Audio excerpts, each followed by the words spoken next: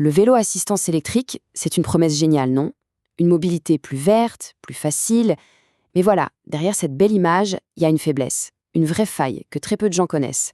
Une faille qui peut transformer un super investissement en un déchet électronique bien avant l'heure. Alors on va décortiquer ça ensemble. Voilà, le claque qui m'a coûté 800 €. Imaginez la scène. Cette phrase, c'est le témoignage bien réel d'un cycliste qui a vu son moteur lâcher, comme ça, d'un coup. C'est le bruit sec d'une panne qui fait mal au portefeuille et au moral.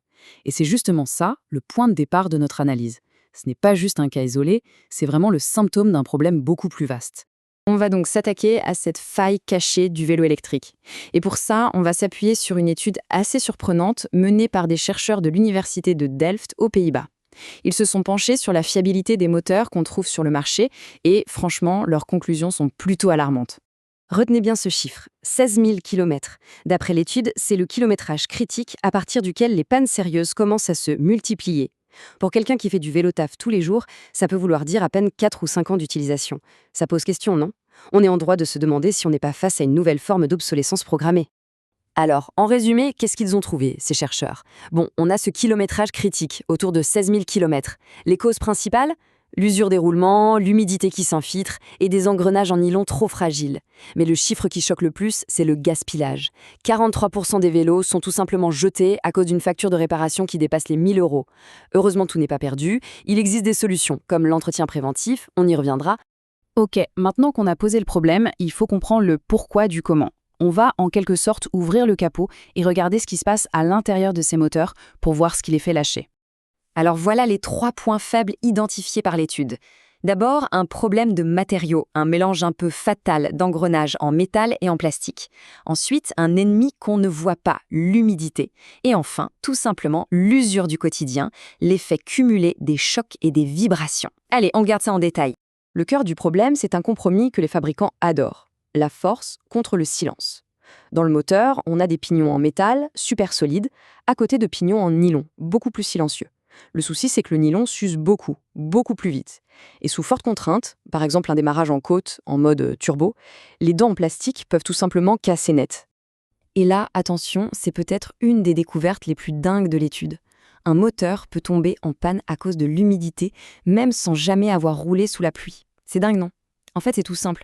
Les cycles de chauffe et de refroidissement du moteur créent de la condensation à l'intérieur. Et le pire du pire, c'est le lavage à haute pression que 9% des cyclistes utilisent. Ça, c'est terrible, ça force l'eau directement dans les roulements et ça accélère la rouille. Maintenant, on va prendre un peu de hauteur et regarder les conséquences de tout ça. Parce qu'on peut vraiment parler d'un scandale du gaspillage avec un coût écologique et financier qui est juste alarmant. L'ampleur du gâchis est frappante. Quand un moteur lâche hors garantie, regardez bien ce chiffre, 43% des propriétaires jettent leur vélo. Carrément.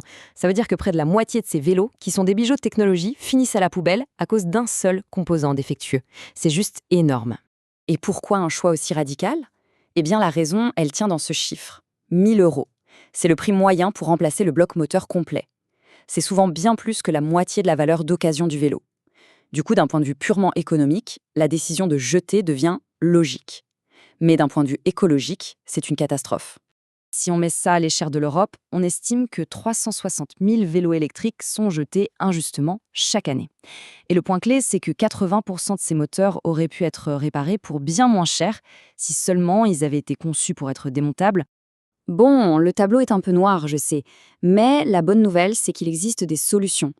On passe maintenant à la partie porteuse d'espoir.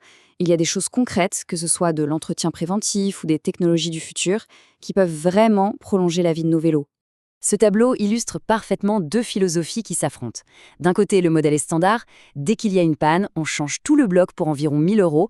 De l'autre côté, on a l'approche des repair centers de la marque géante en Allemagne.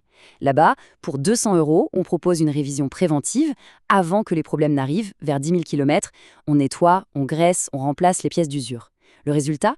Il est sans appel. La durée de vie du moteur est tout simplement doublée. Et pour l'avenir, les chercheurs ont une idée plutôt géniale.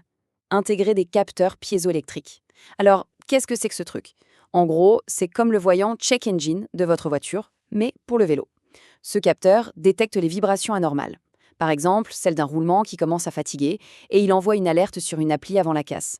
Ça permet d'intervenir tôt pour beaucoup moins cher. Tout ça nous amène à la question finale. Concrètement, qu'est-ce qu'on peut faire, nous, face à cette situation? Il s'agit à la fois de protéger son propre investissement, mais aussi de pousser pour un changement plus global de la part des fabricants. Voici quelques gestes tout bêtes, mais hyper efficaces. Premièrement, on oublie le jet à haute pression pour laver le vélo. Une éponge et un seau, c'est parfait. Ensuite, il faut tendre l'oreille. Un nouveau sifflement, un grincement, ça doit alerter. Pensez à un contrôle préventif, ça ne fait pas de mal. Évitez de démarrer en mode turbo dans les grosses côtes, ça soulage la mécanique. Et enfin, on peut aussi soutenir le droit à la réparation pour qu'il s'applique aussi au vélo électrique. Et on termine avec cette question qui résume tout. Un vélo à 3 000 €, est-ce que ça peut être un produit jetable? Tant que les fabricants n'auront pas de vraies raisons de concevoir des produits durables et réparables, la réponse, malheureusement, dépendra beaucoup de notre vigilance et de notre capacité à exiger mieux.